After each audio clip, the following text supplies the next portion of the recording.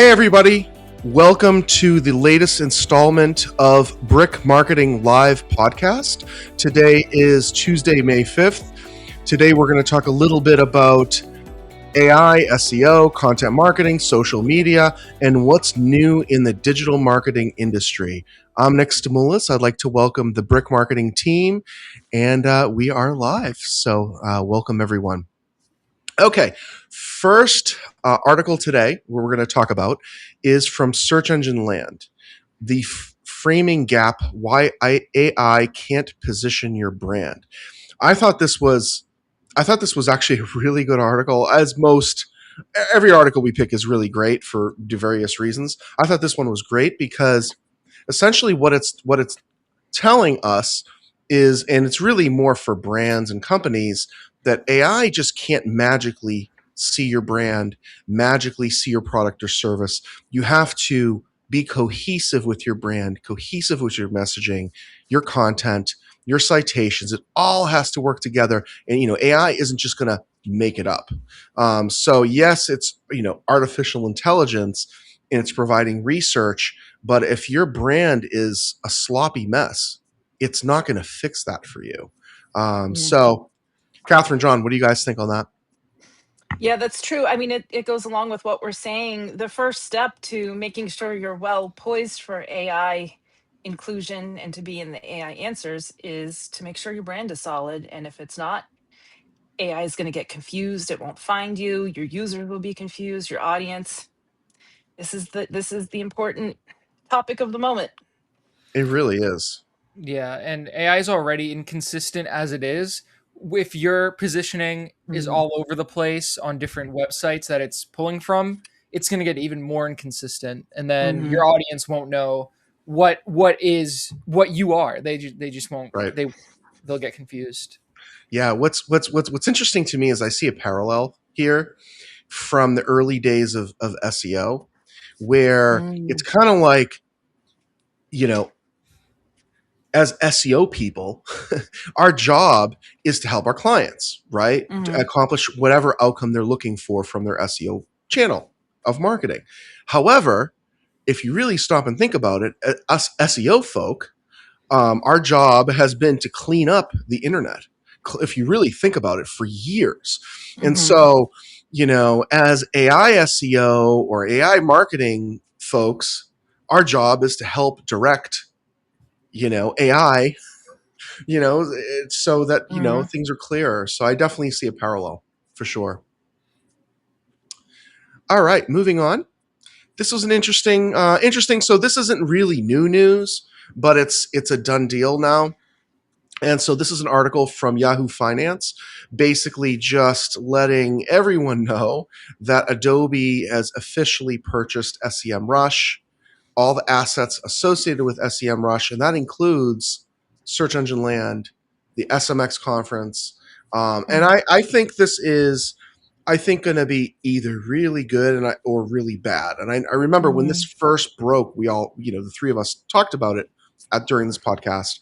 But I'll tell you, it could be great because now you're dealing with a company that has a lot more resources Mhm. that can create better products for our industry, better products for customers. But it may not be good because on the flip side, now they're too big. Now it's too big. And then to me, that was one thing that I loved, right? Which was Mhm. with SEMrush was a Boston-based company. We're in Boston, right? And SMX was Third Door Media and Search Engine Land, and they were independently owned. And they were a small company as well. Now they're huge, part of Adobe. So I don't know. Time will tell. Time will tell. So Mhm. I don't know what you guys think. Catherine, what do you think on this? I find it interesting because I recall Adobe was one of the earlier adopters with AI elements. They jumped in right away and incorporated AI images into some of their product suites. It was way early for it, and as you know, early AI imagery was not great. It's getting better, but Right, um, anyway, this they always had a mind, like an eye to the future, so to speak, because they jumped right. right in and went for proving that they were adopting and adapting into this new era. So I find this acquisition Interesting. It'll be interesting to see where things go. Will the product expansion of SEMrush be a good thing or a bad thing? I don't know. I guess time will tell. But I Time will am tell. impressed so far with Yeah, Adobe's willingness to yeah, yeah. adopt AI. I agree. I agree. Moving on. So this is an article from the Brick Marketing website from our blog. Instinct matters when choosing a digital marketing agency. So this is a very big topic. So we're, Mm. for those of you that aren't aware who we are, we're a digital marketing agency. We've been in business for 21 years and we're based in Boston. We offer services, training, and consulting. And we've worked with hundreds of companies in the B2B world and B2C world. And this is something that we find very interesting that, for instance, I speak to potential clients every day, quite a few actually. And I speak to folks that the three of us do, other members of our team. We speak to folks at some of our events and, our trainings and workshops and, trade shows. And we speak to a lot of folks. And I think, the problem that I think that a lot of people, and again, this is from someone that's been on the client side, right? And obviously the agency side where we're at. But, hiring a digital marketing agency, and when we say digital marketing, that could mean an SEO firm. That could mean a company to manage your social media or your pay-per-click or your AI search or rebuild your website, whatever the case might be. You want to find the right people to help you. And I think that's the biggest thing than, oh, let me look at your case studies. Of course, are people going to put bad reviews on their website? Are they going to put bad case studies out there? They're not, right? Right? It's going to be all positive. So the point here is, as a business owner, you kind of have to, yes, look at the data, look at the reputation of the service provider that the partner that you're looking to bring in, but more importantly, look at the people that are going to be working. How long have they worked for the company? How long has the company been in existence? And what's that gut feeling? And I know in my mind it's maybe 80% data, but you still have that element of gut and instinct, which a lot of companies sometimes overlook. You could find the perfect partner to help you that could really literally help your business, but because they don't have the right testimonial in a way, or we get a right reference, like that's a big thing for us, is we sign non-disclosures and non-compete and confidentiality agreements with our clients. So someone says, hey, can I have a reference? It's hard, right? Like, we're not applying for a job, right? We're not applying to be your VP of marketing. We're applying to be an extension of your company to help you solve a problem and or help you accomplish outcomes. So Catherine, John, Mm. what do you guys think on that? This is a We big have, topic. It really it is. is. We have worked with a lot of clients and we have seen all sides of this. We have Yep. been the agency in a relationship where gut was not working. We have, I don't know what else to say Nice. for That was a that. nice way to put it.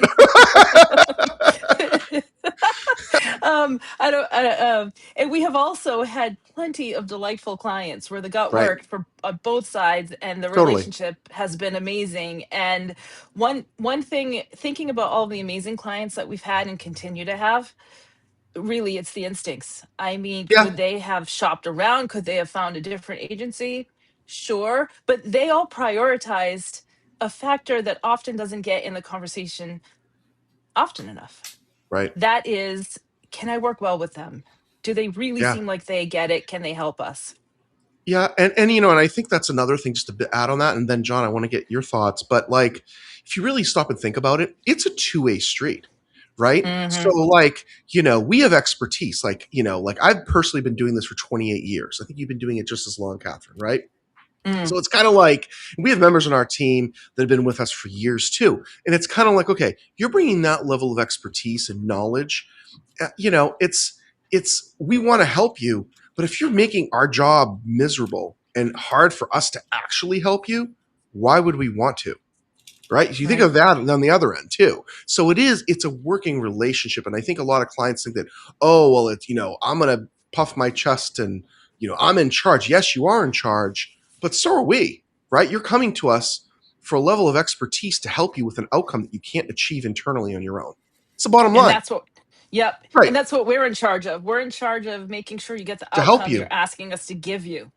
Yes. Totally. Totally. John, what do you think on this? And we'll move on. Yeah, I think the gut feeling also is incredibly like one of the most important things, because if you're, in the process of shopping and you're talking to different agencies and there's like ever a moment where you're sort of like, I don't know if that what they said or maybe a service that they're providing isn't completely like either making sense or feels a little bit off, I'd really consider that feeling. And if you Mhm. find, everything else was perfectly fine, then, maybe you can ignore that one small blip. But I think that Mm, that really like taking that gut feeling into account will have you like match up with the right agency for your company. mm, Absolutely. Agreed.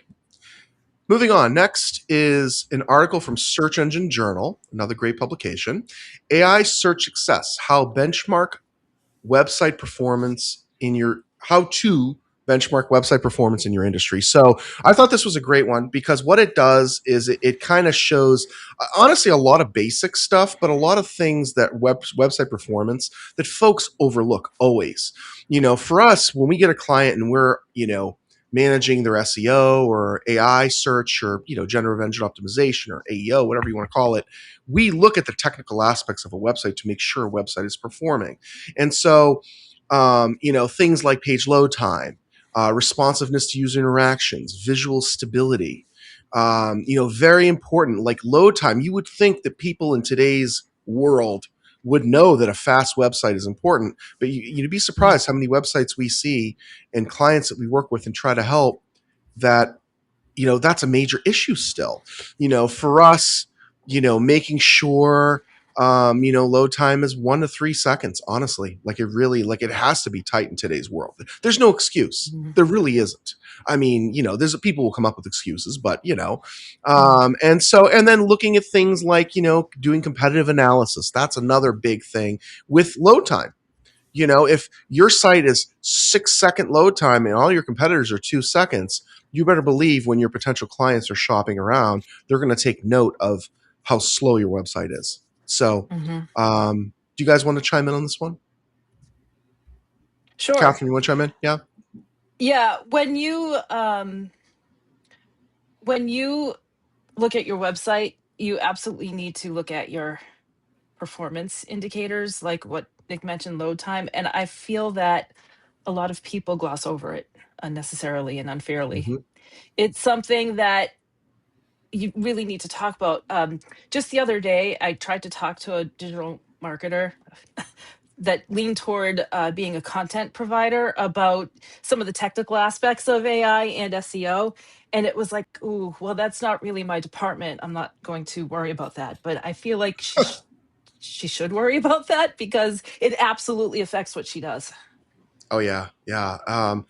We live in a world where nothing of what we do is siloed at all. Mm, And if you're a marketer, I hate to say it, and you still live in the mindset of, oh, that's a different department. Unfortunately, you're going to be looking for a job because, yeah. seriously, like marketers today, you need to have a Swiss Army knife of knowledge and true expertise.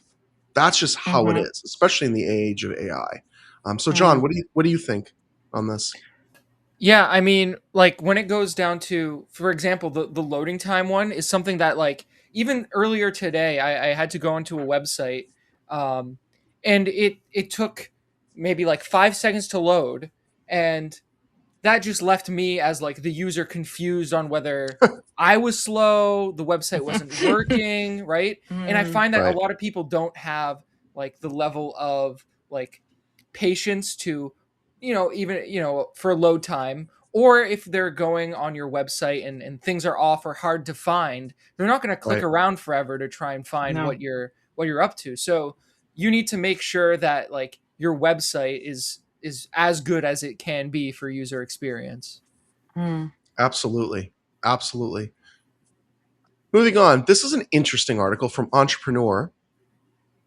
The AI revolution is mostly marketing, and here's the proof it's overhyped. So mm, this was an interesting one because this was a different take. So like all a lot of these articles that we kind of talk about and industry, topics we discuss often talks about how AI is the bee's knees. It's the best thing since sliced bread. Like literally, like, it is the second coming of the internet, and which I all believe. I believe it. It's the hype. I think it's going to live up to the hype. Not this year, not next year, not the year after, but in maybe 10 or 15 years, because it's going to be completely integrated, I believe, in everything, in every way, just like the internet is now, and even more so. And so, but I think the hype and the point of this article is it was literally talking about how all of these layoffs that are happening are being attributed to AI at these large companies. Like I literally just heard today that Coinbase is laying off, I think, like Mm. 10% or a third of their work staff.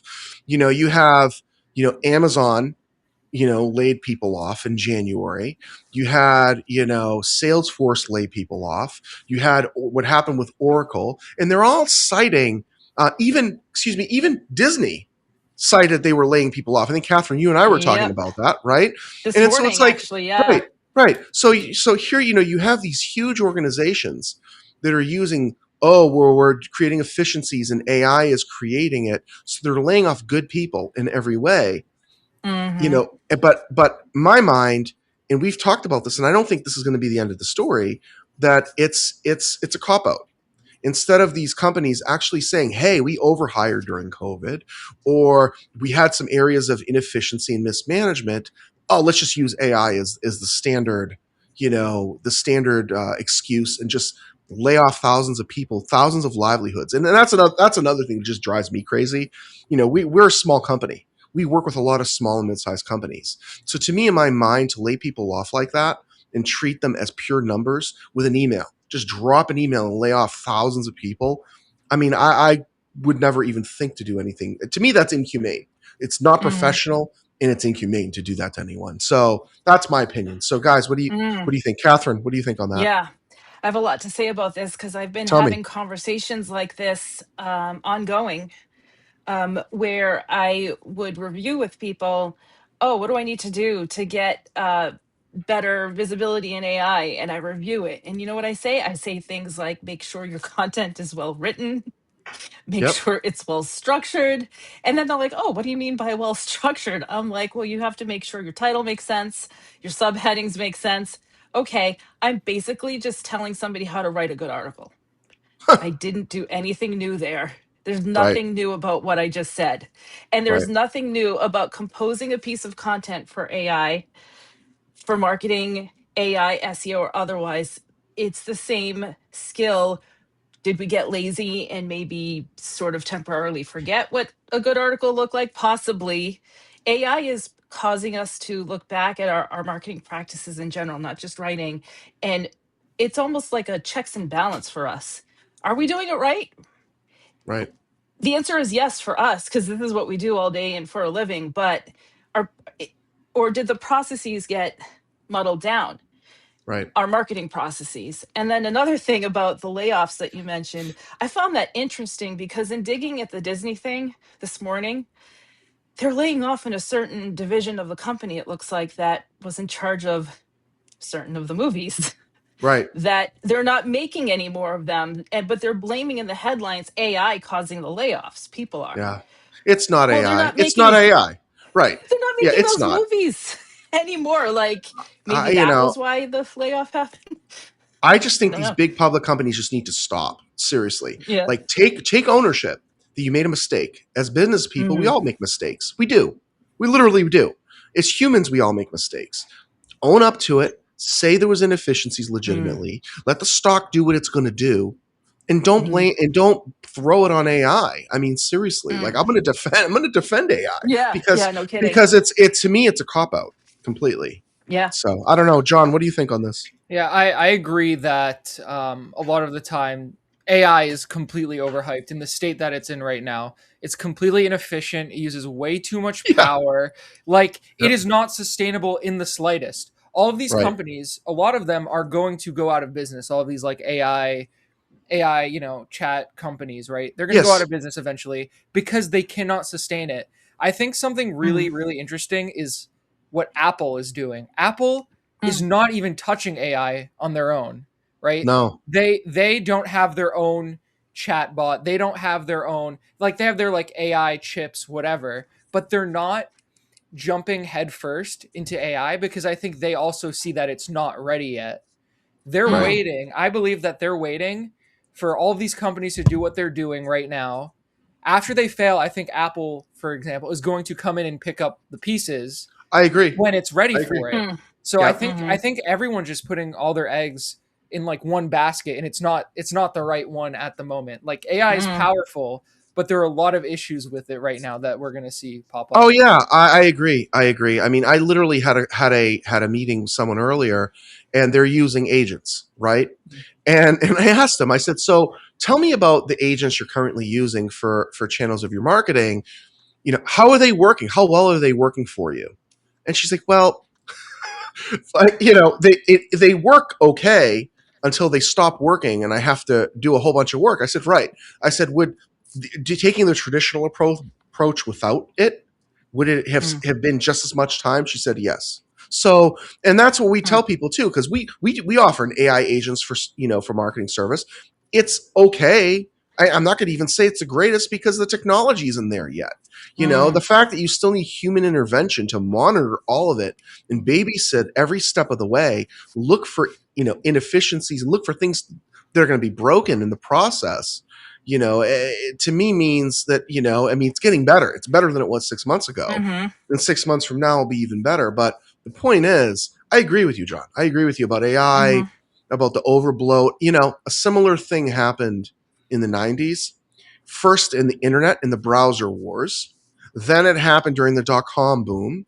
Then it happened during the social media boom, when social media, right, and the consolidation happened.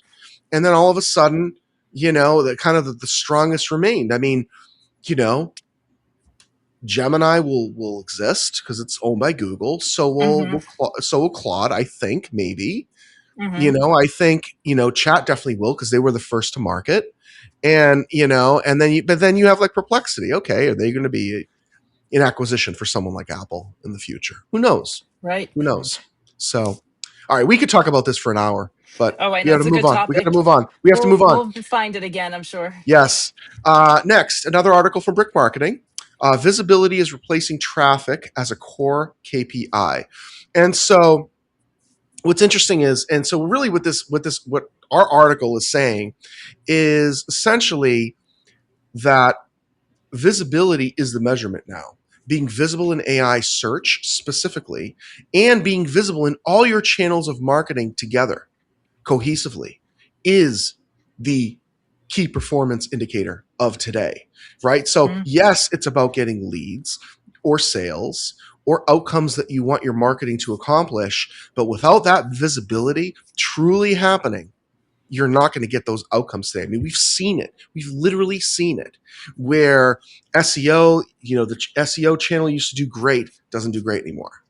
PPC channel for different clients, different industries. PPC used to deliver great leads, doesn't deliver what it once used to. Social media. I mean, we all know about social media, right? What does organic engagement look like on social media? Seriously. 1 to 3% of your followers actually see your content. So otherwise it's a pay to play medium, right? Well, look at email marketing, right? You've high open rates, high click through rates, right? All these KPIs, these stuff that you used to look at. It's about visibility today. So I think companies need to change their mindsets, and it's starting to happen. And I know we're ahead at Brick Marketing. We're ahead of the curve. I know we are. But, people that I speak to in our industry aren't really even seriously thinking like us right now.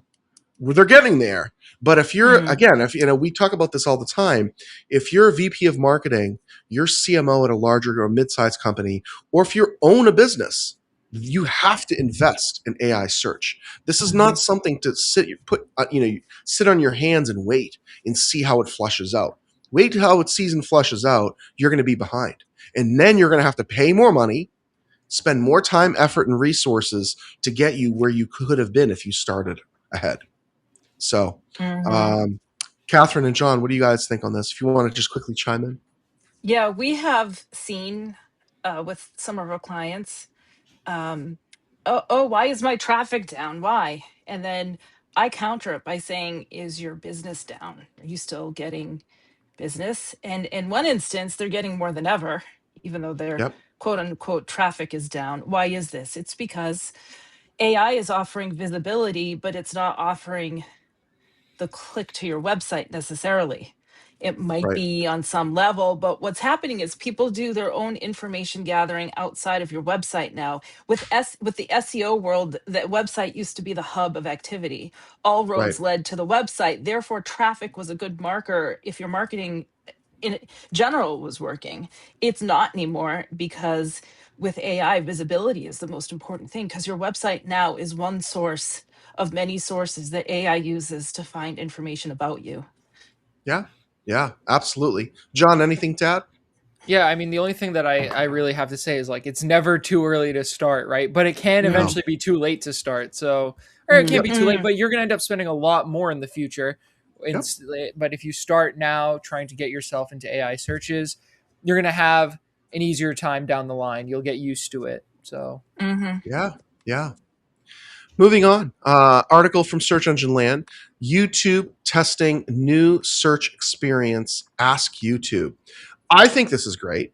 mm, And this just literally confirms that, we've been saying it on the AI SEO side of things, or generative engine optimization, or answer engine optimization side, that the citations and the transcripts on YouTube videos and YouTube shorts are showing up in AI search. And mhm, this, in my mind, is an element of Google basically testing the platform to see what type of voice search is coming from it. And I think this is just going to be another layer that's going to lead to dominance of YouTube being effective for AI SEO. mhm, That's why I thought this was an interesting one. That it's interesting that it's taken this long for them mhm, to actually offer something like this.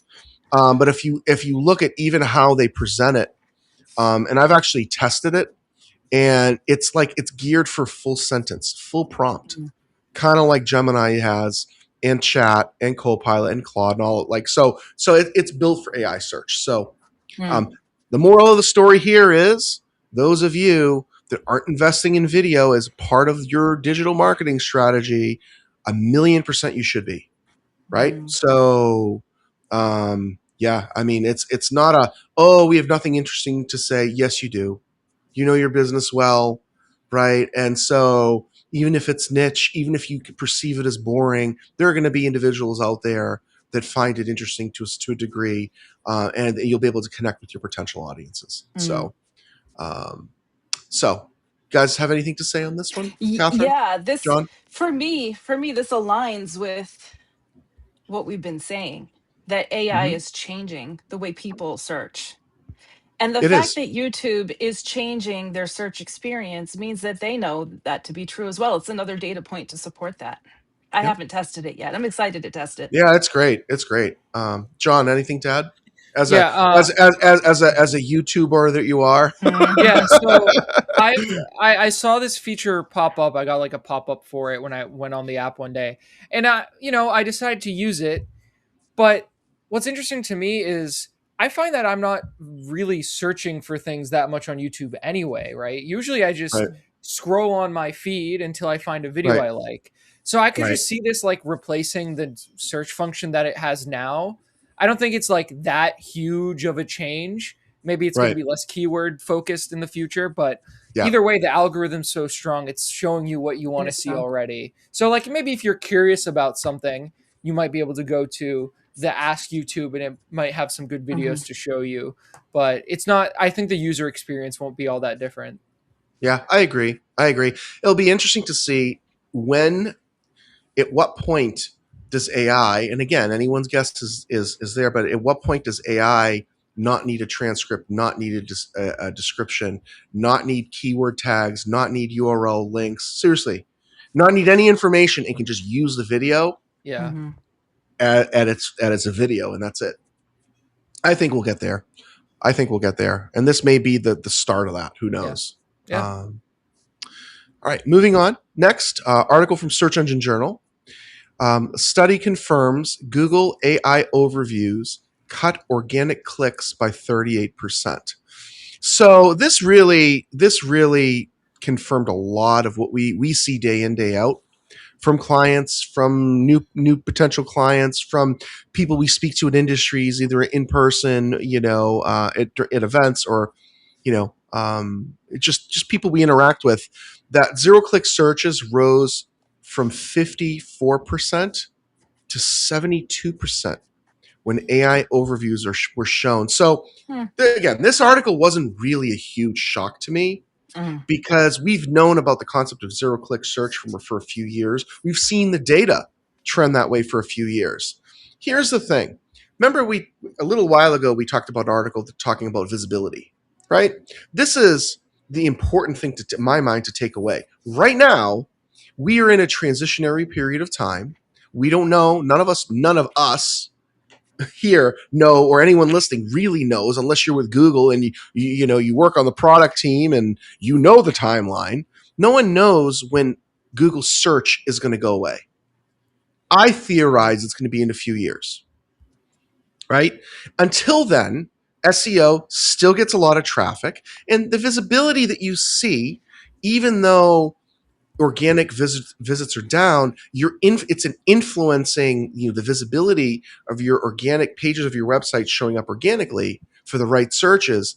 That is a brand play, and that just contributes to the overall visibility when we talk about as a KPI for visibility. So I think it ties into that, but I think that my takeaway here too is if you're working with an agency partner, digital marketing firm, SEO firm, whomever, and they're not all over this, and they're not doing anything related to generative engine optimization or answer engine optimization or AI search as a whole, find a new partner, because they need to be, and not that's just the way it's trending.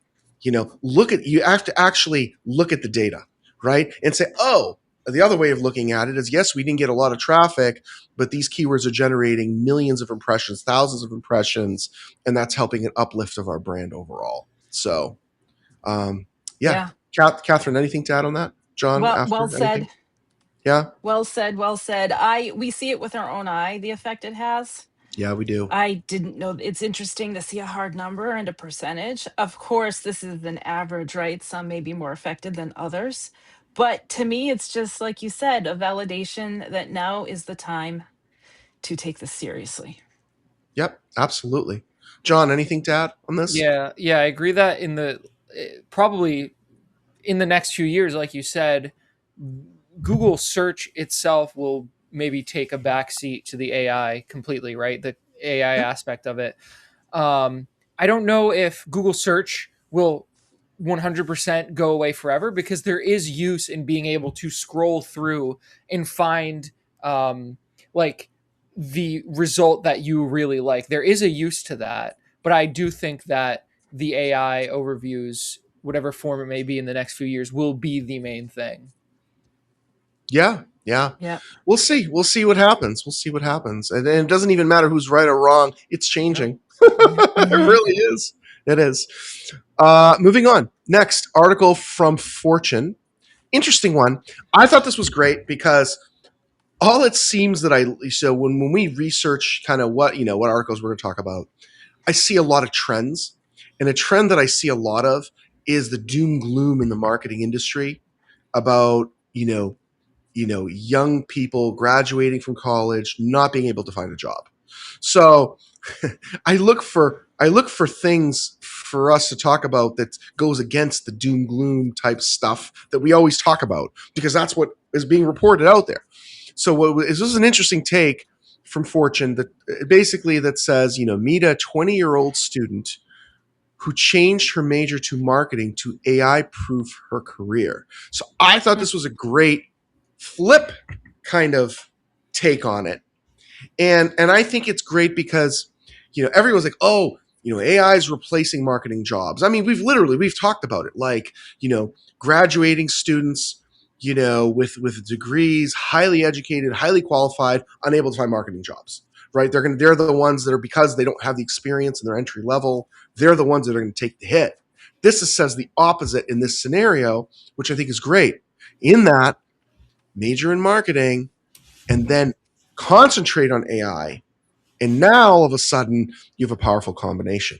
So I think that's really interesting. I was actually I was speaking with a family friend not too long ago, and she's just starting her career, majoring in marketing, doesn't know if she wants to stay in marketing. And she's like, "What advice do you have for me?" And I said, "My advice is concentrate on AI. Nothing but AI." Is literally that was my advice. I said, learn the basics, concentrate on AI. Learn how to do it without AI, but concentrate on AI. Because that is what's going to make you employable long term. If you're a young marketing professional, that right there, and be open to it. And if you also have to have the mindset of this stuff is changing fast, so you have to be willing to pivot fast. And if you can't, then it's not the right field of choice for you. That's just my advice. So I don't know, Catherine, what do you think? And then John, I'd love to hear your opinion because you're younger than us, so I'd love to hear your Yes. take on it too. So So Catherine, what do you think? there are two buckets for AI, right? You could use it as a productivity tool, Yep. but marketers have another thing that they have to worry about, which is, sorry, my screen just went dark. Did I disappear or am I still there? No, you're No, we Okay, there. I'm hear no, back. I'm we back. hear we Sorry, hear you sorry. just fine. Yep. Okay. So the second bucket is that as marketers, we have to care about AI because we need to make sure that we're visible for AI to answer with our brand in it. And so marketers are in a unique position that they get to learn both sides of the coin. It's a very exciting time to be a marketing major. I totally support her spirit and her understanding of where the future is. And I definitely applaud it. I love it. Yeah, I think it's great. John, what do you think? What's your thoughts on this? Yeah, I agree that anything with like an AI concentration is going to be extremely valuable when you're going to find jobs. I think that's really the only way you're going to find jobs in the future. I think that a lot of the times, like regular marketing jobs or regular just jobs in general that don't have an AI concentration are just they're going to be hard to find and hard to come Mm-hmm. by, and you are going to get overshadowed by people who do have that experience in AI because that's the big thing right now. Um, so, I mean, I'd say wherever you are, as long as you are at least educating yourself on AI, how to use it, I think that you'll be okay. But right now the job market's not great anyway, so it's a bit damned if you do, damned if you don't. Right. Yeah. But learn AI. Yeah, learn AI. Yes. Yep, that's the message. Moving on. Next article from Search Engine Journal. Bing previews AI citation share for webmaster tools. So I was so happy to see this. I actually visit Bing Webmaster Tools quite often. We look at it for our clients and for our own brands. And I think it's just great how Microsoft for Copilot is literally leading here. And I think I just literally am very, very happy that finally Microsoft is leading in something search related. It's literally like, as someone that's been doing this for many, many years, we've seen the MSN, then Live, then Bing, search wars with Google over the many, many, many decades. And now all of a sudden with AI, this doesn't mean market share, but for businesses and marketers and brand managers, they now have some actual data that's going to the source of prompts that are showing citations that are showing that type of data. I think it's great. I think it's a huge win for Bing, huge win for Copilot.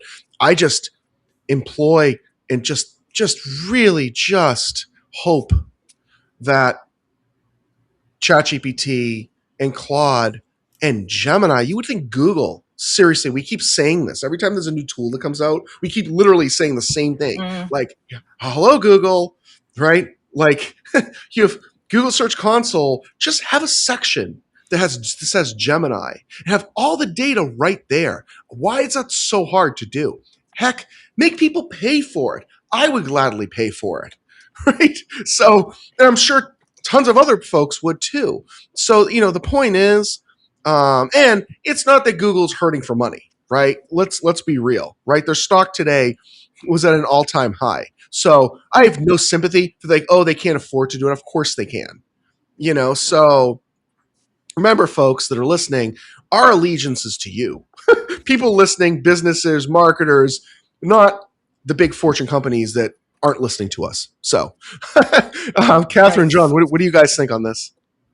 One thing that popped in my head is that in today's AI world, right, each platform that's out has just really tried to find a way to differentiate themselves, because Yep. chat gpt still is the main thing that people think of when they think of AI engines. Gemini is pretty prominent because of how it's in with Google, and Claude has its niche.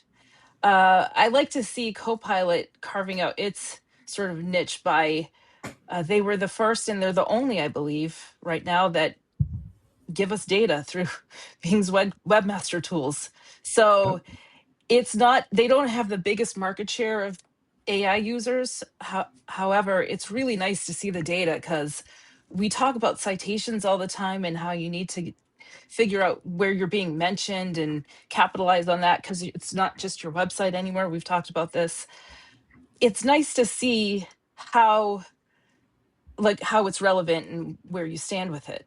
Like, I just did a search in AI a little while ago, Mm-hmm. and I basically asked ChatGPT to tell me where it got its sources, and it did. I was like, oh, I didn't even think of that one. I just wish they would tell that I would know that data more often. Yeah. Yeah. I agree. John, what do you think of this?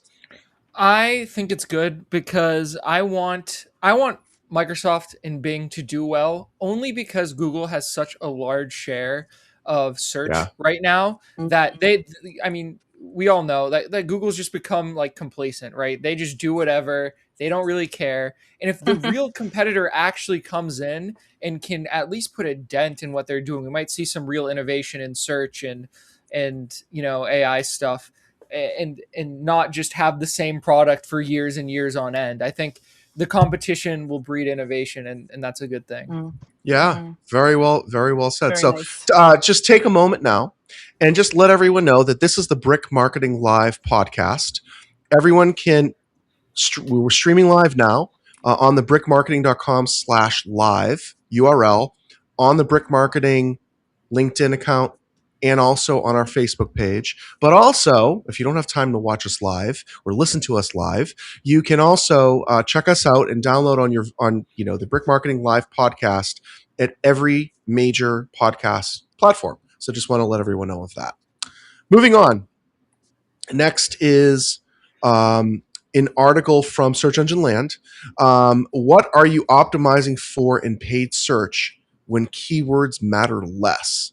So this is very interesting, and really the article essentially goes into the fact that with Performance Max and a lot of the new AI tools that Google Ads are incorporating in, that signals are the new keywords. So basically looking at audience data of, what is someone looking for? Who are they?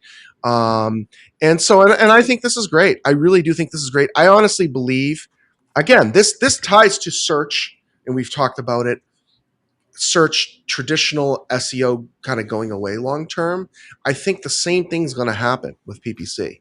And it's probably going to happen in tandem with Google Ads, where it's going to look for audience trends, how people are searching. Because don't forget, if you're logged into your Gemini account, let's just say Gemini is remembering all data about you, what you search for, how you search. It's almost like browser history, right? Like for a web browser.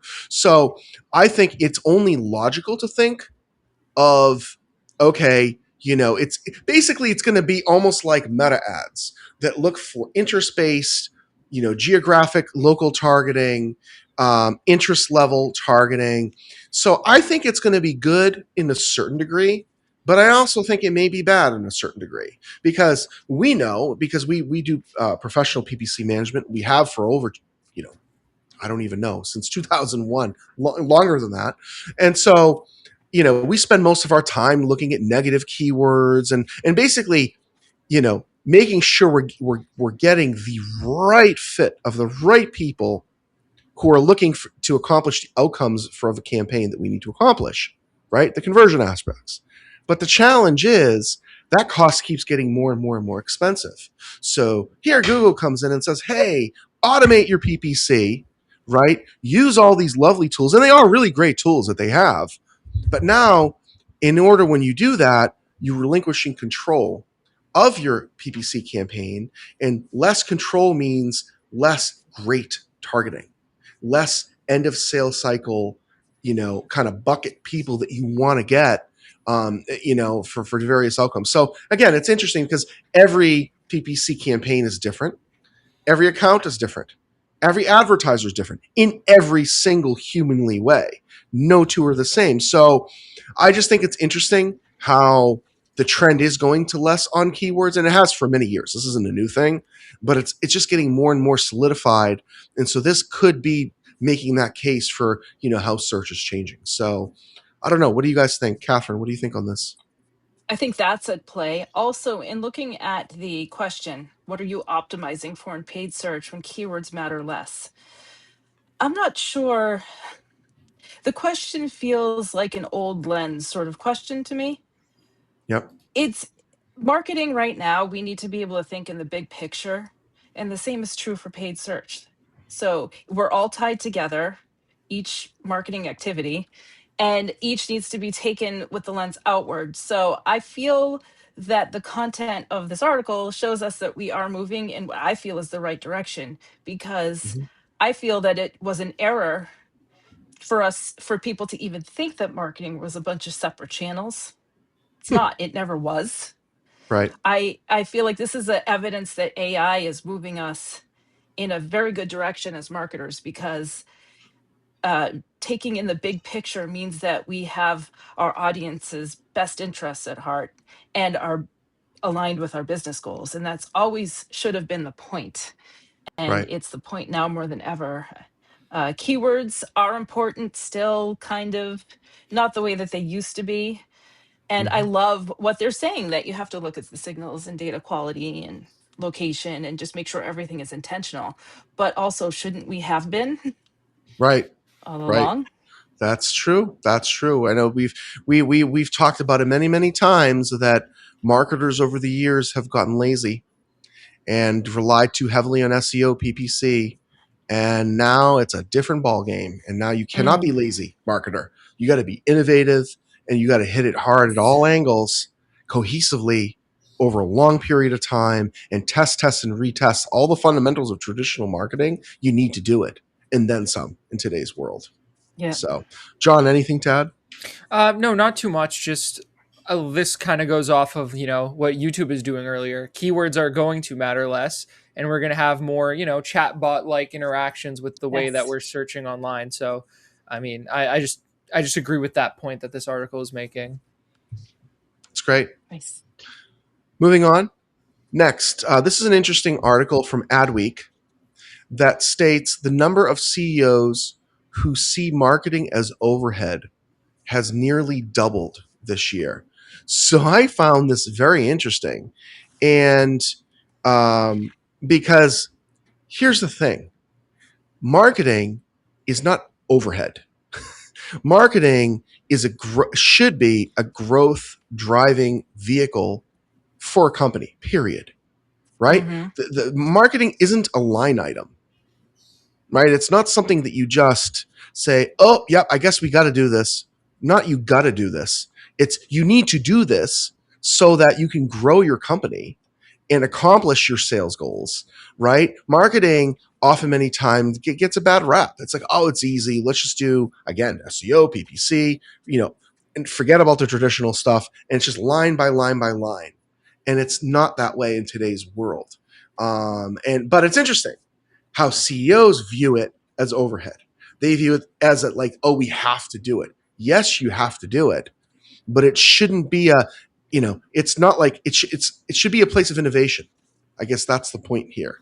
It's in a place of excitement and testing and investing in the business, not like, oh, I guess we have to do it. All our competitors are doing this trade, so I guess we have to do it. No, you should do the trade show because you can highlight your products, your services, get out into your community, get new potential business, not just be there because your competition is there. So I guess it's that mindset of a lot of CEOs. I believe AI is going to change that for them. I do, because they're going to have to see it's going to be a point in time where all the traditional channels aren't working as well, and they're already starting, right, to not work as well. They're going to start to not work as well as they had, and they're going to say, well, geez, now that's the reason why they think it's overhead. In comes AI search, and it's going to rock their businesses. They're going to say all of a sudden, and it may not be next year. I think it will be, or maybe the year after. But then they're going to say, oh, yeah, we need to invest in our marketing cohesively so that we truly get the outcomes and growth that the organization's looking for, and not just a static line item. It's not insurance, right? Insurance is something you need to have if you run a business. Seriously, right? It's a growth engine, right? It's a different thing. So I don't know. What do you guys think on this? Catherine, I what do you think think? I think that if a CEO were to tell the CFO that we need to put marketing in overhead, I would hope that the CFO would push back on this, because overhead by Yeah. definition are the indirect costs of running a business. Marketing is not the same as your electric bill and your rent. No, it's And not. that's what this article is saying. The CEOs perceive it this way. No, yeah. Overhead is not your revenue generating activities. Yep. Yep. Marketing is a revenue generating activity because it brings in leads. It's not overhead by Right. definition. Right. Do you I don't think know what else to say. I mean, do you think having is your sales department, is that overhead? No, Right. it's not.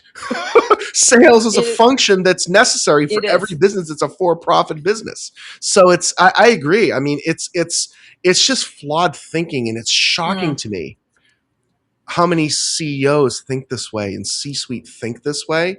And honestly, Catherine, I can see CFOs not pushing back on this, me because too. we know this. CFOs they're just numbers folks, right? They're, controllers and accounting folks and finance people. They are not marketers. They don't understand marketing. They really Yeah. don't.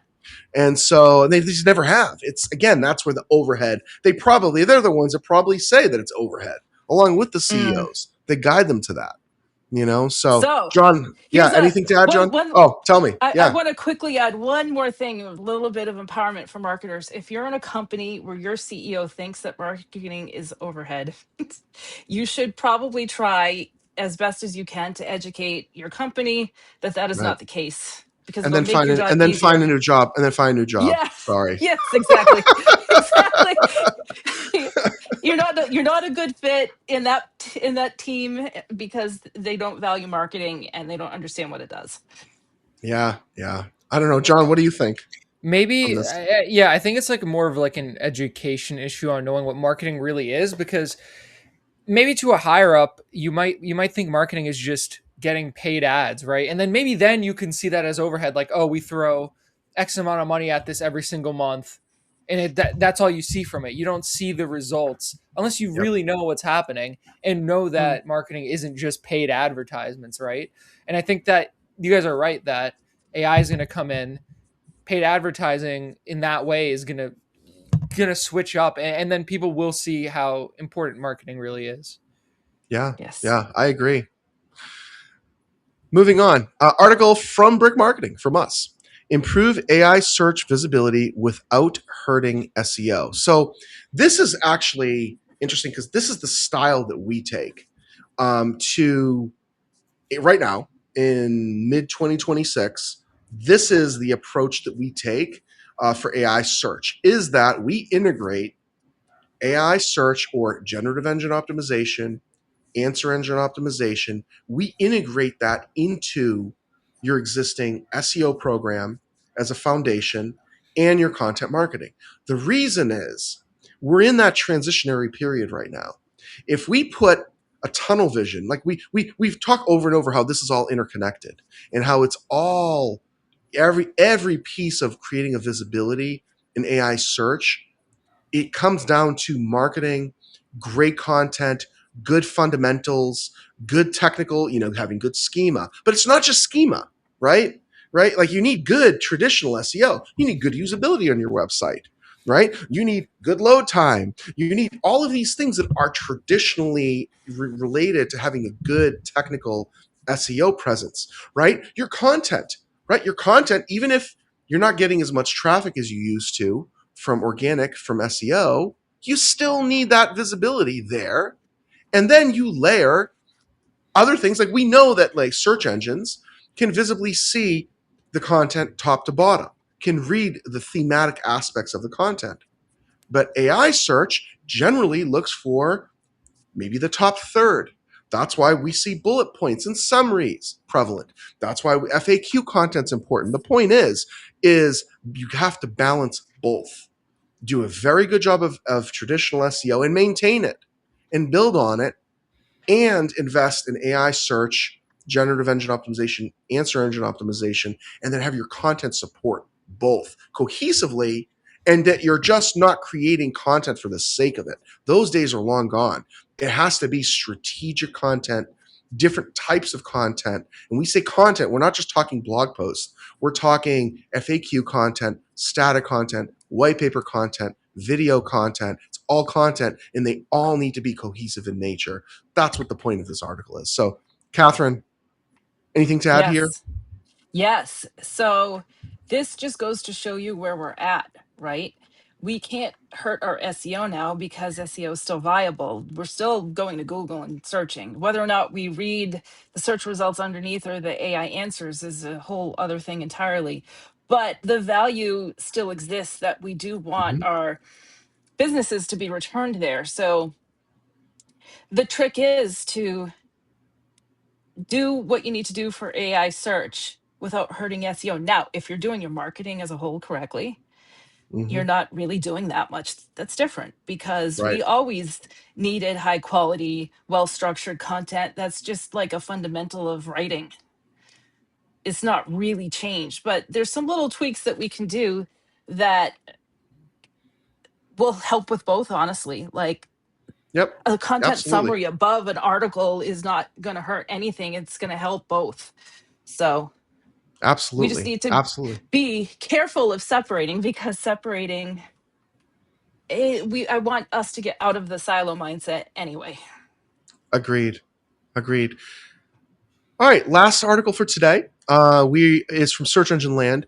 Why more content is no longer a reliable way to grow SEO. So this is literally what we were just talking about. Mm, That content, why volume, having a volume of content worked for SEO. It used to work great. It really used to work great until it stopped working. And now yeah, it's just complete waste of time. Really, yeah, I think the goal is, if you own a business, or if you're a marketer and you don't know where to start with this, you may have a site that maybe is aged out, or SEO that's aged out, or stale content marketing program that's no longer active. The key here is you first need to audit all of your content assets. Can they be recycled? Right? Can they be reused? Can they be rewritten so they're now relevant? If not, get rid of it. Simple. 301 to redirect it. If they can be recycled, find strategic ways to recycle it so it aligns with your target audiences, the goals of the business, outcomes that you're looking to accomplish, integrates into all other channels of your marketing and your AI search as well. So I think that's the key difference right now. So Catherine, I know as a content huh. person, I want to get your thought on this, and then John, want to get your thoughts on this as well, and we'll close it out for today. So as you were talking, I was sitting there trying to remember, when was more content? How long ago was that? Like I want to I say honestly, 15 years 2000. ago.